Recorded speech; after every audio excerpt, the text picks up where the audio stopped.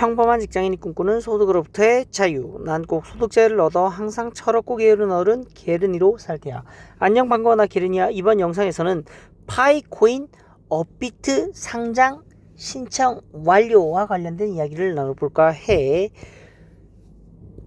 세부적으로는 상장 심사 신청 목적과 신청 과정 공유, 그리고 마지막으로 세크, 그리고 코인 시장, 마지막으로 파이의 미래에 대해서 이야기를 나눠볼게.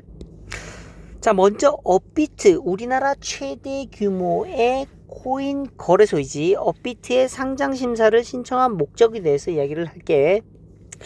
먼저 지난번 영상에서 파이코인 업비트에 상장시켜 볼까 라는 영상을 올렸고 조회수가 4,900명, 많은 사람들이 많은 형들이 영상을 지켜봐 줬지. 그런데 이 영상에서는 내가 현재 관심이 있는 사슬 블록체인이라는 사슬 코인을 업비트에 상장을 했고 결과를 알려줬고, 추후에 파이코인을 업비트에 상장하는 신청을 해보겠다라는 예고를 했었지. 자, 그런데 이 영상에 많은 관심을 가져줬는데 형들이 그 중에서도 뭐 응원한다 뭐 등등 여러 가지 의견이 있었는데 같이 댓글을 보면서 얘기를 한번 해볼게. 자, 먼저 가장 기본 순위 1순위가 빠졌음 사용자. 이거는 내가 사슬 블록체인 사슬 코인을 업비트 상장 신청했는데 빠꾸를 먹었지. NG가 났는데 그 이유 중에 하나가 뭐 여러 가지가 있겠는데 이 형은 사용자 수가 적어서 안 됐다라고 얘기를 하는 것 같아. 자, 두 번째 요런 응원 있지. 게르니 형 영상 잘 봤어. 도전하는 열정을 존중해. 형의 노력이 꼭 결실을 맺길 바래. 고생 많았어. 고마워. 하트를 뿅 눌러줬지.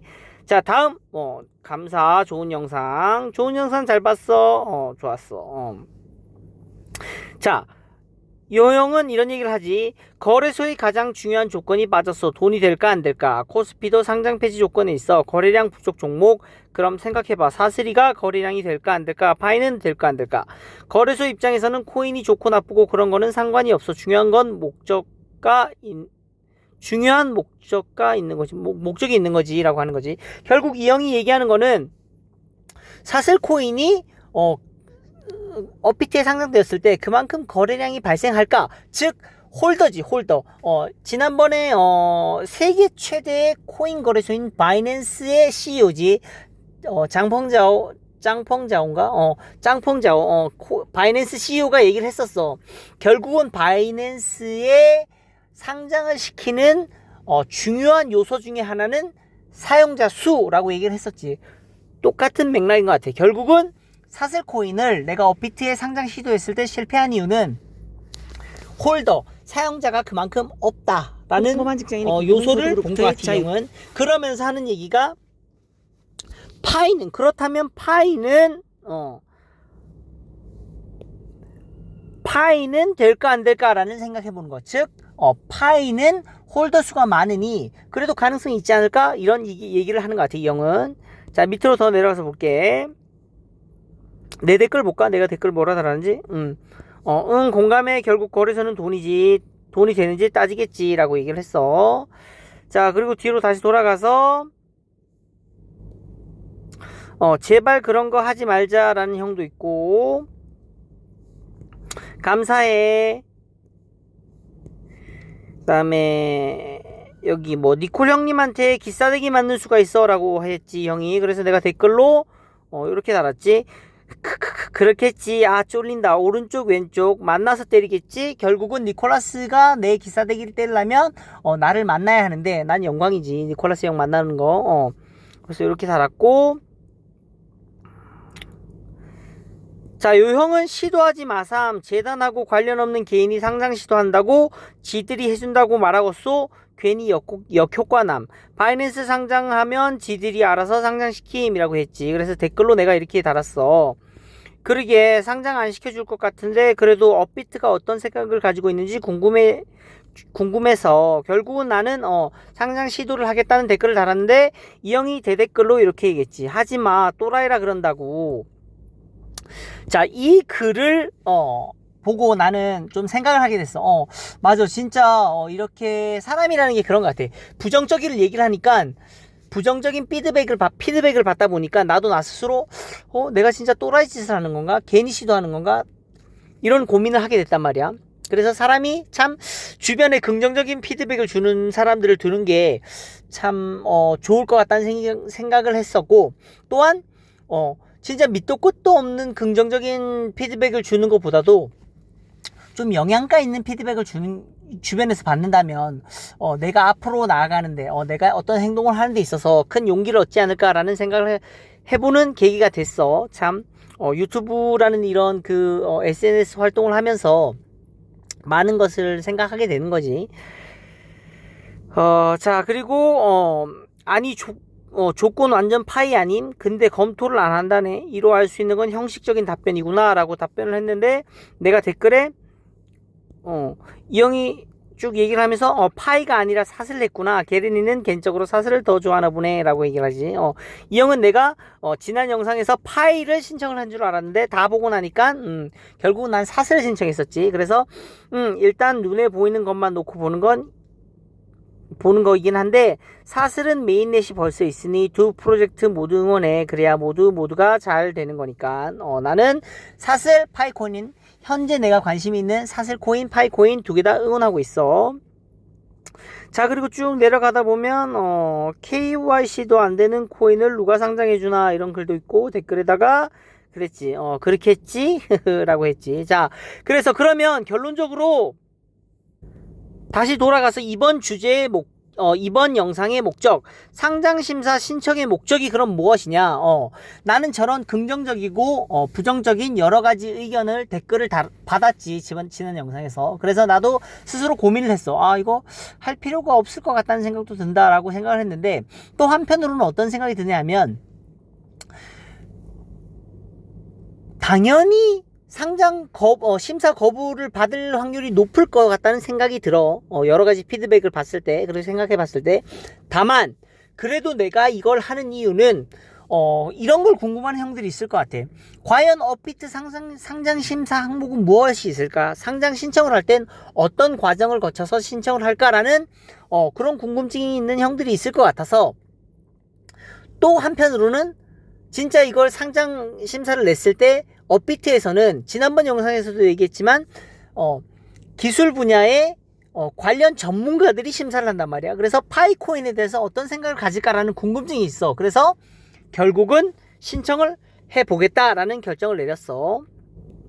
결론적으로 상장 심사의 신청 목적은 정보 공유, 업비트의 상장 심사 신청 과정은 어떻게 되는지를 궁금해하는 형들을 위해서 알려주고 싶고, 나 또한 나 스스로 업비트에서는 파일을 어떻게 생각할 것인가 라는 궁금증 때문에 신청을 하게 됐어. 자, 다음은 신청 과정을 공유를 할게. 그러면 자, 결론적으로 신청을 했고, 신청 과정을 내가 컴퓨터로 했어. PC로 했기 때문에 캡처 화면을 보면서 어떻게 신청을 했는지 알려줄게.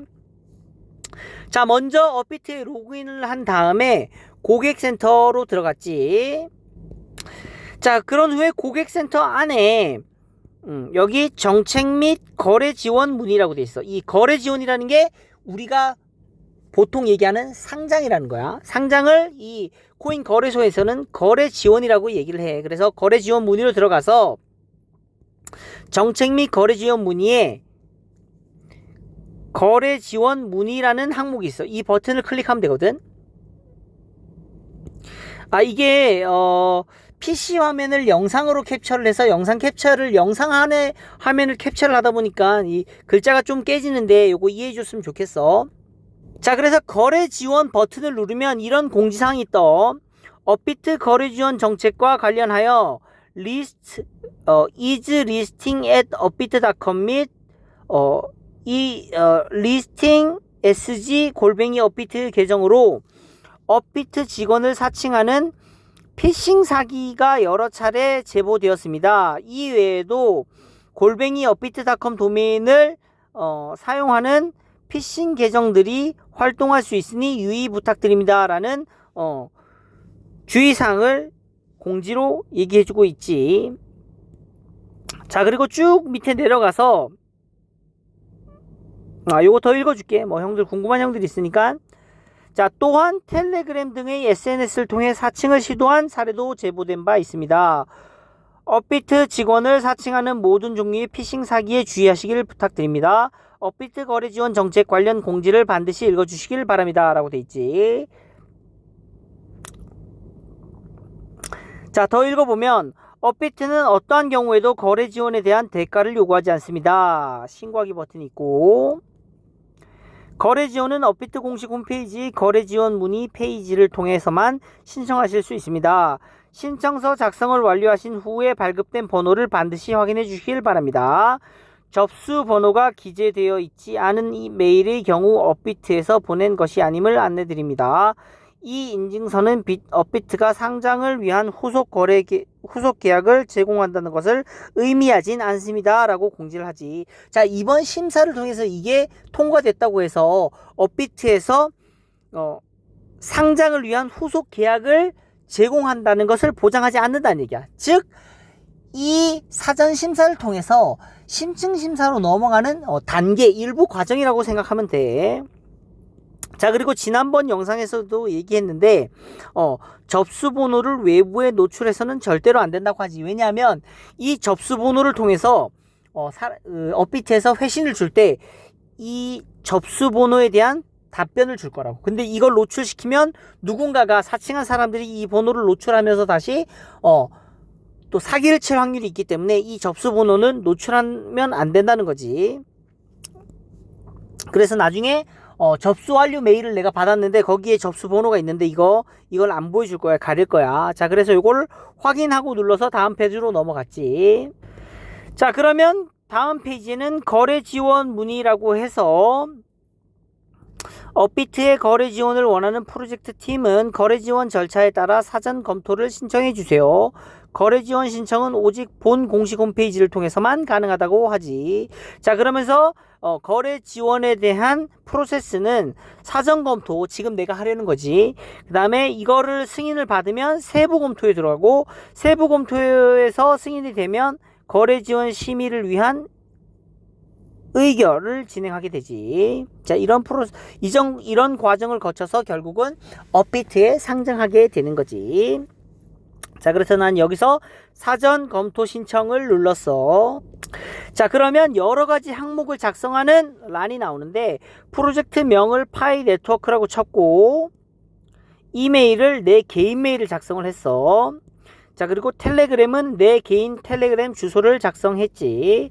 자, 프로젝트 소개는 mine.py.com의 파이코인과 관련된 설명 내용을 영문본을 한글로 번역을 해서 붙여넣기 했고, 프로젝트 법인명을 소셜 체인 INC라고 했어. 이 소셜 체인 INC라고 한 거는 뭐 형들도 알겠지만 파이 네트워크 프로젝트가 소셜 체인 INC라는 법인, 칭다오 판 누나가 CEO로 있는 법인의 자회사이지, 파이 네트워크가. 그래서 소셜 체인 INC라고 작성을 했어. 자, 그리고 법인 소재지, 그리고 법인 설립일, 그 다음에 홈페이지 주소, 이런 거는 내가 이거 어디서 찾았냐 하면 크롬에서 캘리포니아 컴퍼니 서치라고 치면 캘리포니아 정부 사이트야. 여기 GOV라고 돼 있지. 캘리포니아 정부 사이트에서 회사를 법인을 검색할 수 있는 사이트가 나와. 여기에 내가 소셜 체인이라고 쳤지. 소셜 체인 검색. 소셜 체인이라고 검색을 하면 여기 나오지. 소셜 체인 INC라고 해서 2018년 9월 14일 날 설립이 됐지. 그리고 현재 스테이터스는 액티브 활동 중이며, 스탁 코퍼레이션 주식회사이고 아웃 오브 스테이트 스탁이야. 미국에는 상장이 안 된 걸로 보여지고, 폼드 인 어디에 설립됐냐면 델라웨어. 이게 아마 캘리포니아의 지역 이름일 거야. 델라웨어라는 곳. 그 다음에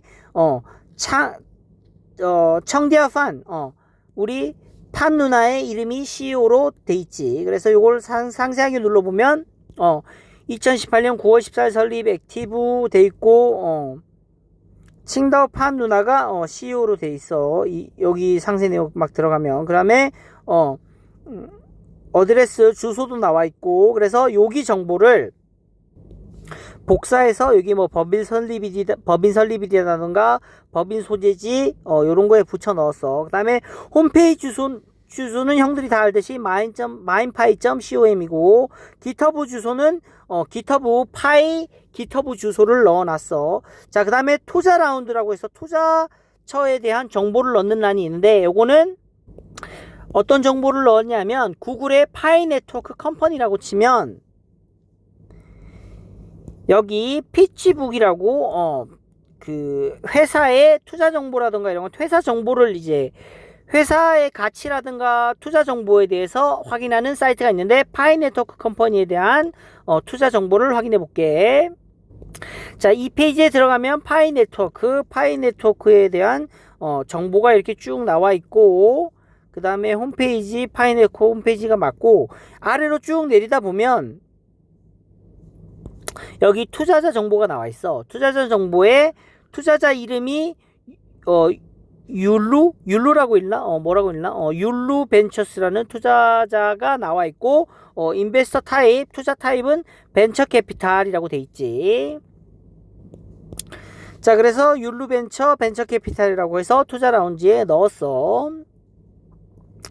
자, 그리고 이 페이지의 마지막은 백서 파일인데, 백서 파일은 내가 mine.com 그 파이 네트워크의 홈페이지에 백서 링크가 있는데, 그 링크를 내가 여기다 넣었는데 HTML 파일을 넣어서 신청을 했는데 신청이 안 되더라고. 그래서 에러가 나더라고. 그래서 뭔지 몰랐는데 알고 보니까 여기 PDF 파일만 넣어야 되더라고.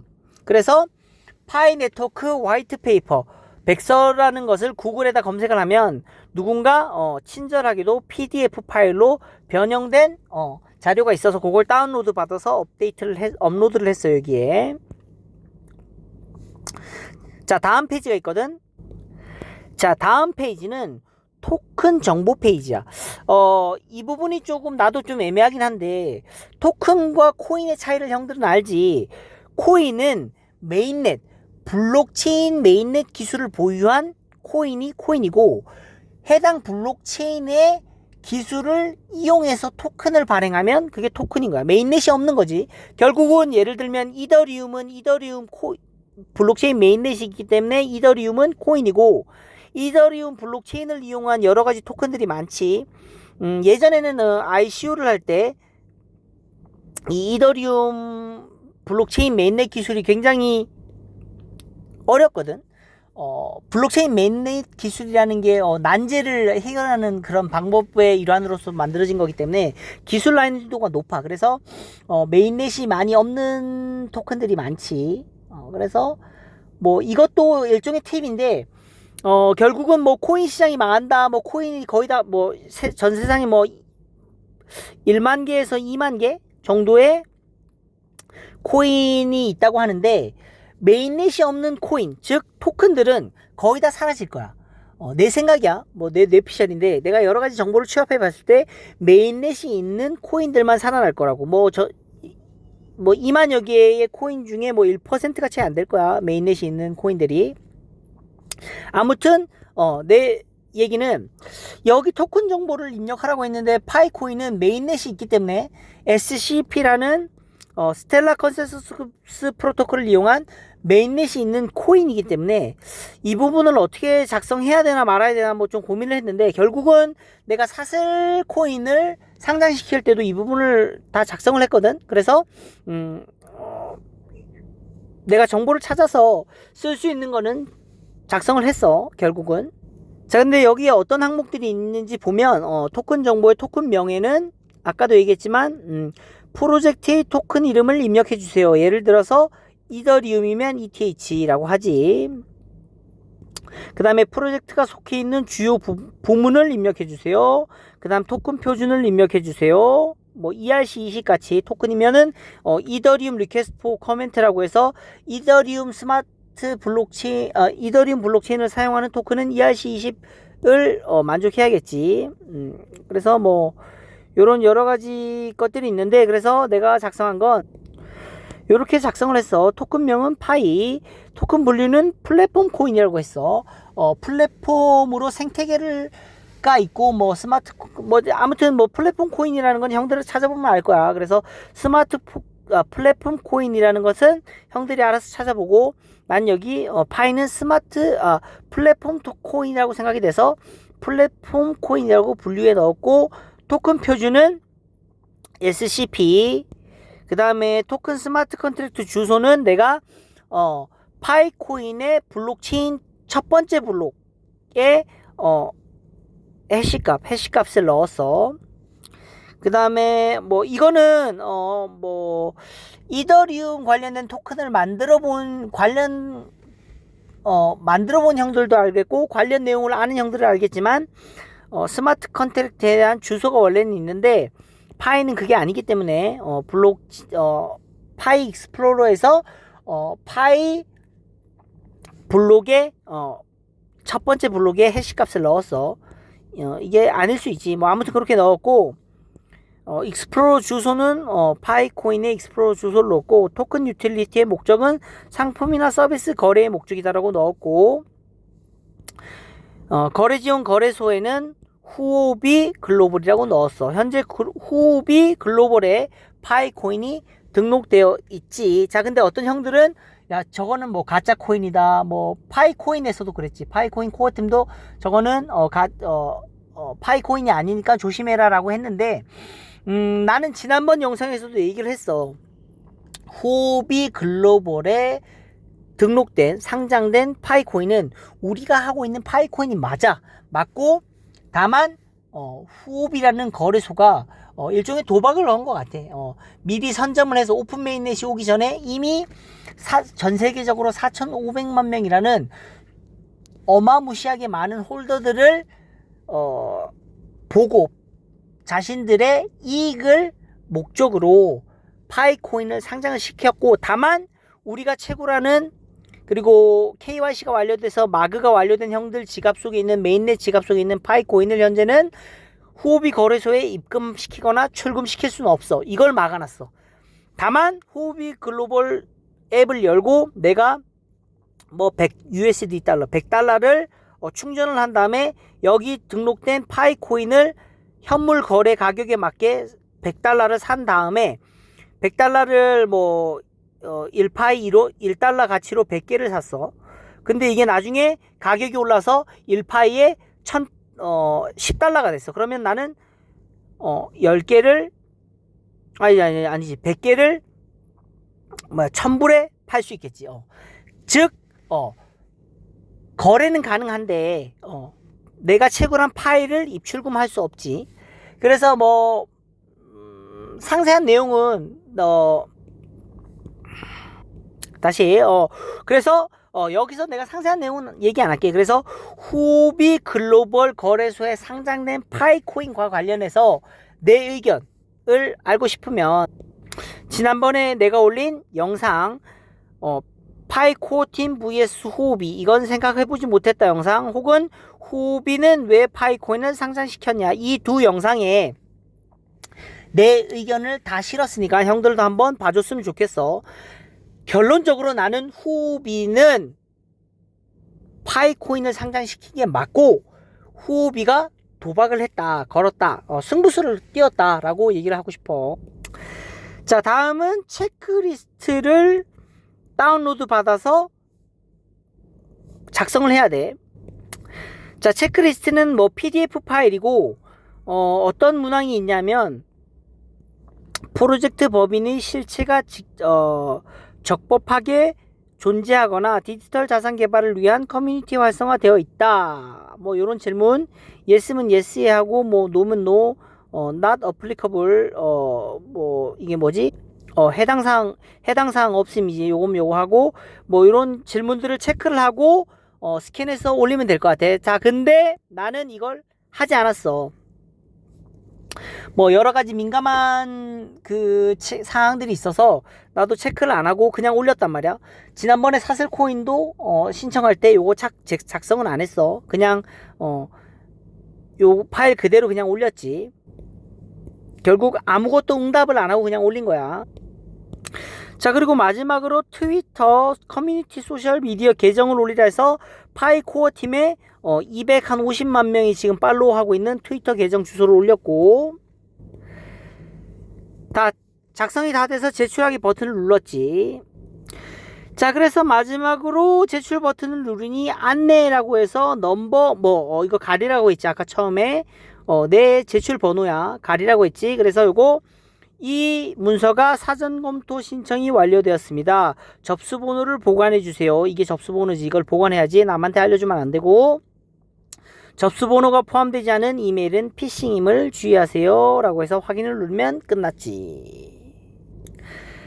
자, 그리고는 마지막으로 업비트에서 내가 신청을 했던 메일이 날라와. 그래서 신청서 접수 완료 안내라고 해서 파이 네트워크 팀, 내가 아까 파이 네트워크 프로젝트명을 이렇게 써서 그렇게 팀이라고 나왔고, 요거는 접수번호야. 아까 내가 가렸던 접수번호께라고 하면서 나오지. 그러면서 QI 프로젝트 사전 검토를 위한 신청이 23년 6월 23일 일자로 성공적으로 접수되었음을 안내드립니다 라고 뜨지. 자, 그리고 신청이 완료되었는데, 사슬 코인 같은 경우에는 내가 한 달 보름? 한 45일 이후에 결과를 받았어. 결과는 당연히 실패했는데, 관련 영상은 이전 영상 보면 될 것 같고, 마지막으로 내가 할 얘기는 세크 시큐리티 익스체인지 커미티인가? 아마 미국의 증권거래위원회야. 세크.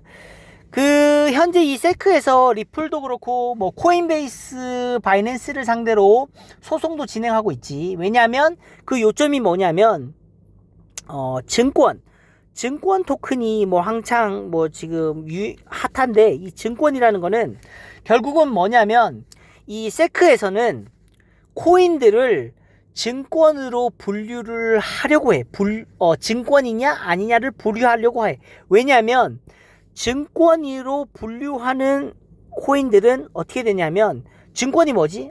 우리가 주식이지 말 그대로. 내가 삼성전자 주식을 지금 살려면 한 7만원 돈 주고 한 주를 사는데, 증권은 제도권 안에 있어. 국가에서 관리 감독 하에 있고, 여러 가지 조건을 충족해야지 상장시킬 수 있고, 상폐시킬 수 있고 등등, 거래할 수 있고 등등, 제도가 다 많이 갖춰져 있어. 물론 그럼에도 불구하고 최근에 우리 여러 가지 증권 세력들에 의해서 주식이 주가가 등락하고 상폐되고 등등 여러 가지 이슈들이 있잖아. 그렇게 관리를 함에도 불구하고 주식시장이 나는 좀 탁하다고 봐. 그래서 나는 주식도 도박에 좀 가깝다고 보는데, 그런 제도권에 있는 증권 주식들도 그런 사기를 치는데, 코인은 어떻겠냐고. 관리 감독도 없고 규제가 안 되니까 사기가 엄청나겠지. 그래서 코인은 더더욱 도박에 가깝다고 보는 거지. 아무튼 그런 상황에서 세크 미국의 증권거래위원회는 코인 시장이 둔탁하고 더러운 걸 알기 때문에 그나마 그 속에서도 증권형으로 분류를 해서 관리 감독을 하려고 하는 거지. 예를 들어서 파이코인이 증권형 토큰으로 분류가 돼. 그러면 이 파이코인은 미국의 법규에 맞는 것을 다 갖추도록 해야지. 그러면 어떻게 되겠어? 미래가 있는 프로젝트들은 돈을 투자하든 투자를 받든 해가지고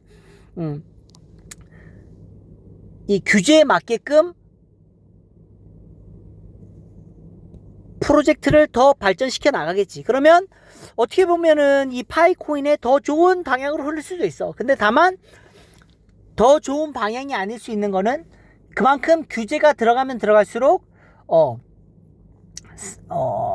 프로젝트를 접는 것들이 많아지겠지. 그래서 이런 일련의 과정들이 결국은 뭐냐면, 세상에 존재하는 1만에서 2만 개의 코인이 존재한다고 하는데, 이런 코인들을 걸러내는 과정이야. 결국은 옥석을 가리는 거지. 예전에 우리가 2000년대 닷컴 버블이라고 해서 닷컴들이 우후죽순처럼 생겨났지. 그 속에서 사기들도 많이 발생하고 여러 가지 그런 것들의 과정을 거치면서 결국은 네이버닷컴이라던가 옥석들만 남게 됐지. 근데 그런 과정을 거치는 거야, 똑같이. 자, 그래서 세크에서 바이낸스랑 코인베이스 등을 걸고 넘어지면서 야 니네는 증권형 코인을 거래하고 있다 이러면서 뭐 소송을 걸었지. 아무튼 자 근데 요점이 그래서 증권이라는 키워드인데 우리가 주목해서 볼 필요가 있는 부분이 있어. 뭐냐면 지난 영상에서도 얘기했는데 이 세크에서 소송을 걸고 넘어지는 코인들이 보니까 파우 작업 증명 방식을 채택한 코인은 건들지 못하고 있어. 이게 우리가 좀 주목해서 봐야 될 부분인데 이게 무슨 말이냐면 파우는 진짜 말 그대로 퍼블릭 블록체인이야. 퍼블릭 블록체인. 진정한 의미의 블록체인이지.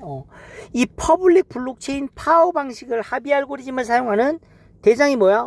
BTC, 비트코인이지. 우리가 잘 아는 BTC, 뭐 이더리움 클래식, 뭐 레이븐, 뭐 도치코인, 라이트코인 등등이 파우 작업 증명 방식을 사용하는 코인들인데 이런 코인들은 지금 못 건들고 있어.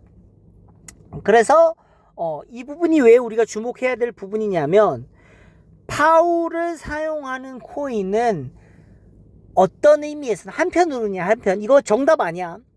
한편으로는 탈중앙화에 가까운 코인이기 때문에 미국의 세크에서도 어떻게 감나라 배나라 할 수 있는 위치가 아니다라고 판단을 하지 않을까라는 생각을 해. 그게 일부의 의견이야. 일부 전문가들은 이런 의견을 내고 있어. 그래서 나도 공부를 해보니 파이코인 같은 경우는 SCP를 쓰는데 SCP는 스텔라 루멘이 쓰는 프로토콜이지. 근데 이게 퍼블릭 블록체인과는 좀 동떨어져 있어. 거리가 좀 있어. 이게 프라이빗 블록체인에 가깝단 말이야. 이 프라이빗 블록체인이 뭐냐면 밸리데이터라고 하는데 합의 알고리즘을 확정시켜주는 이 밸리데이터 노드들은 자기가 하고 싶다고 해서 이 밸리데이터 노드가 될 수가 없단 말이야. 특정 집단만 혹은 특정 그룹 혹은 이 재단에서 관리하는 그룹만이 밸리데이터 노드를 돌릴 수 있단 말이야. 그래서 이게 프라이빗한 블록체인에 가깝다고 나는 공부를 그렇게 했어. 형들도 좀 더 알아봐. 항상 얘기하지만 DYOR Do your own research. 스스로 공부를 해보고 선택해. 내 말도 믿지 마. 하지만 내가 공부해본 바로는 파이도 SCP 프로토콜을 쓰고 있고 현재 세크가 코인 시장을 막 까고 있는데 그 까고 있는 범주 내에 파이도 걸릴 확률이 높아.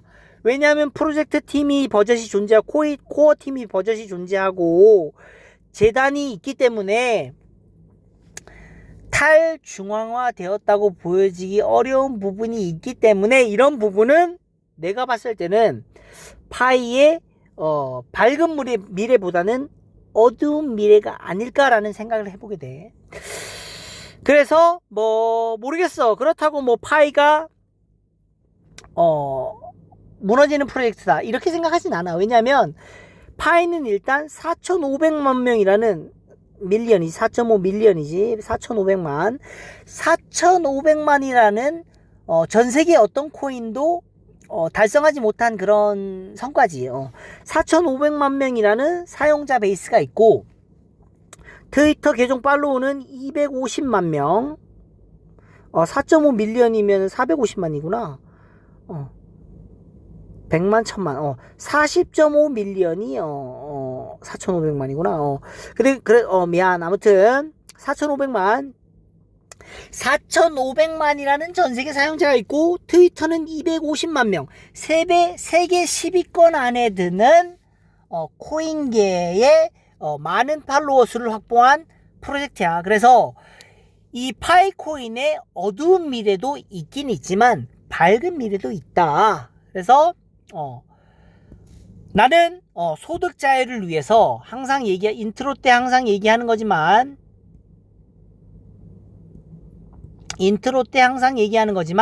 평범한 직장인이 꿈꾸는 소득으로부터의 자유. 난 꼭 소득 자유를 얻어 항상 철없고 게으른 어른 개든이로 살 때야 라는 목적에 맞게 나는 이렇게 유튜브 영상을 올리고 있고 프로그래밍도 하고 있고 영어 중국어 공부 열심히 하고 있고 한데 그건 다 내 노력이 가미돼야 되는 건데 내가 요즘 관심을 갖고 있는 코인, 파이코인 그리고 사슬코인은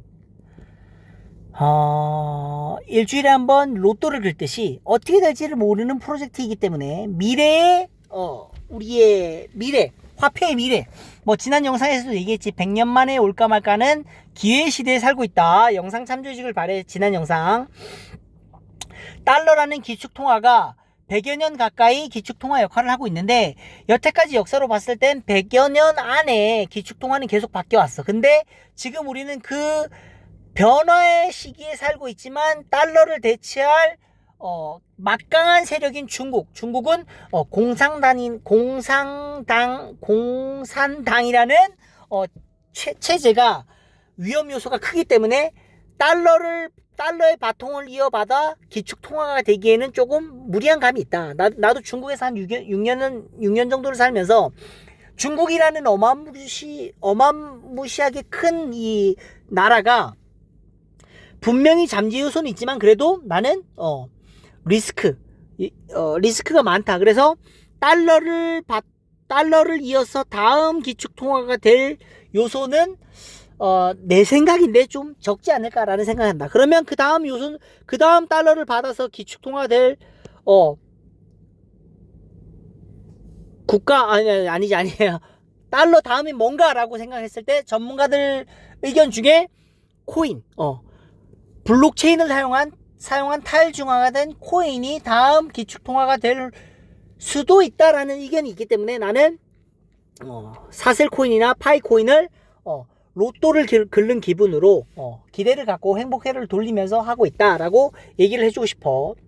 자, 아무튼 여기까지, 오늘 영상은 여기까지인데, 영상 좋았다면 구독과 좋아요, 알람 설정 잊지 말고, 댓글은 반말로 외우기, 소독자용 반말 채널이니까 수고!